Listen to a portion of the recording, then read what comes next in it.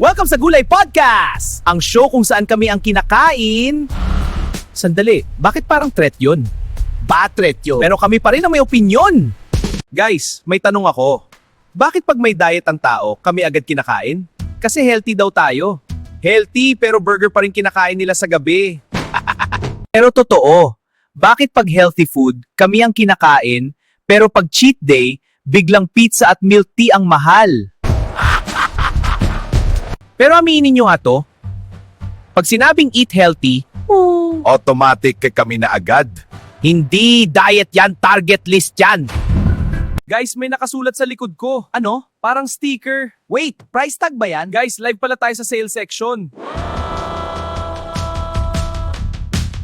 Anyway, salamat sa pakikinig sa... Sandali! Bakit may kamay? Oy, guest lang ako dito! Hoy! And that's how podcasts end.